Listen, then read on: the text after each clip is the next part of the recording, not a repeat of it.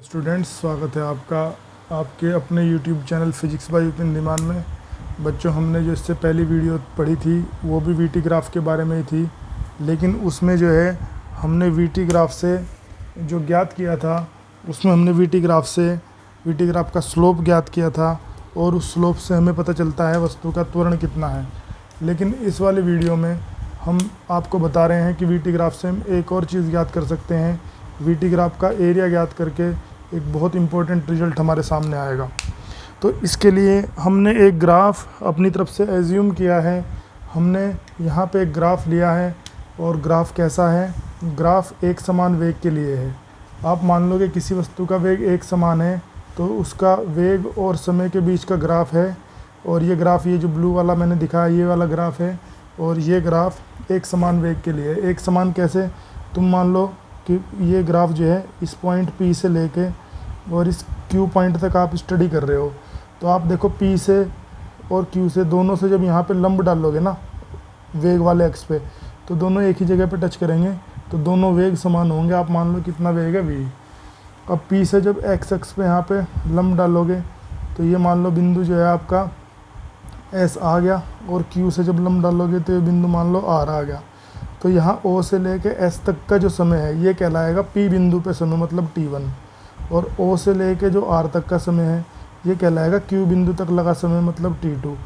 और ये जो इन दोनों के बीच का समय है ये इनका डिफरेंस हो जाएगा T2 माइनस T1, है ना। बिल्कुल सिंपल सी चीज़ है। तो अब यहाँ पे अगर मैं इस ग्राफ का एरिया कैलकुलेट करने जाता हूँ तो इस ग्राफ का जो एरिया है वो ये आ जाएगा। ये हमेशा जो एरिया होता है ना, एरिया का मतलब होता है ग्राफ से नीचे और एक्स एक्स के बीच का जो जितना भी क्षेत्रफल ये घेरेगा। तो ये पूरा क्षेत्रफल, यहाँ से मैं इसको देखो पूरी तरह से आपको बताता हूँ, ये वाला क्षेत्रफल हो गया, ठीक है, ये वाला क्षेत्रफल।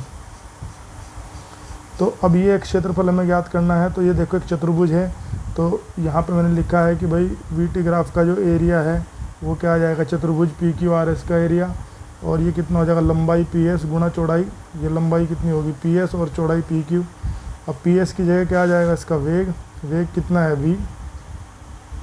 और ये जो हमारी PQ भुजा है यहाँ से यहाँ तक की, ये कितनी है T2 माइनस T1, मतलब डेल्टा T। इसको हम समीकरण नंबर 1 मान लेते हैं। अब हम सूत्र जानते हैं, वेग बराबर विस्थापन बटे समय। अब ये सूत्र अगर मैं इस समीकरण में रख दूँ तो देखो ये आगे डेल्टा S बटे डेल्टा T, यहाँ डेल्टा T से डेल्टा T कैंसिल हो जाएगा तो आ जाएगा डेल्टा S। तो इसका मतलब वीटी ग्राफ से हमें क्या पता चलता है, वस्तु का विस्थापन। और इससे हम दूरी भी ज्ञात कर सकते हैं, बहुत इंपॉर्टेंट पॉइंट है। तो दूरी कैसे ज्ञात कर सकते हैं और विस्थापन कैसे ज्ञात कर सकते हैं, दोनों एक ही ग्राफ से। तो इसके लिए मैंने एक एग्जाम्पल आपको यहाँ पर दिया है, तो ये एग्जाम्पल आप ध्यान से देखें और समझें इसको। तो एग्जाम्पल में ये कहा है कि भाई चित्र में दिए गए ग्राफ से दूरी और विस्थापन ज्ञात करो। तो मान लेते हैं जो ग्राफ है वेग के और समय के बीच का ग्राफ है, ये हमें दिया है। वेग मीटर प्रति सेकंड में और समय सेकंड में है। ग्राफ कौन सा है, O से स्टार्ट हो रहा है, या फिर ऐसा मान लो आप A से स्टार्ट हो रहा है, A B C D और ये E पे जाके समाप्त हो रहा है, ऐसा ग्राफ है।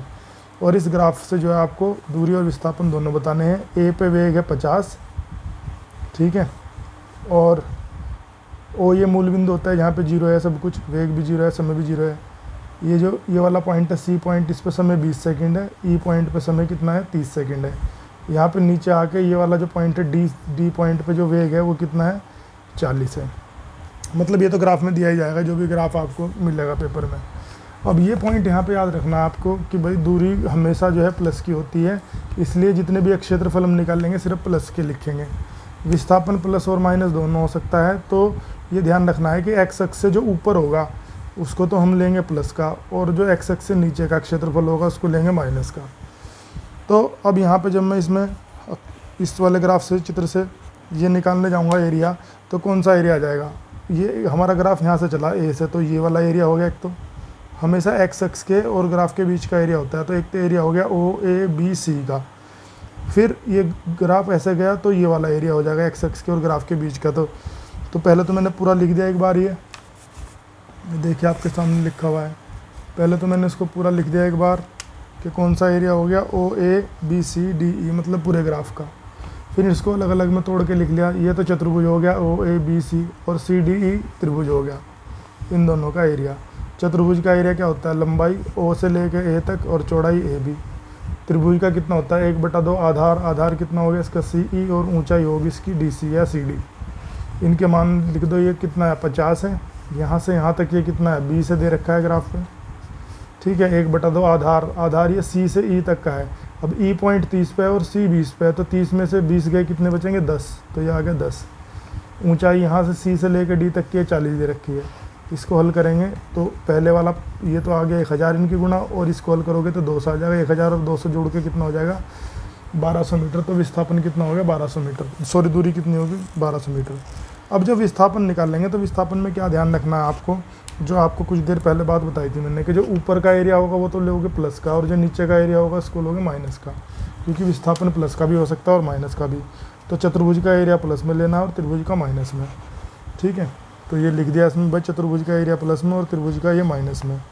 अब इसको हल आपने कराया था थोड़ी देर पहले, ये 1000 आया था और ये 200 आया था, तो 1000 में से 200 गई, ये कितना आएगा 800 मीटर।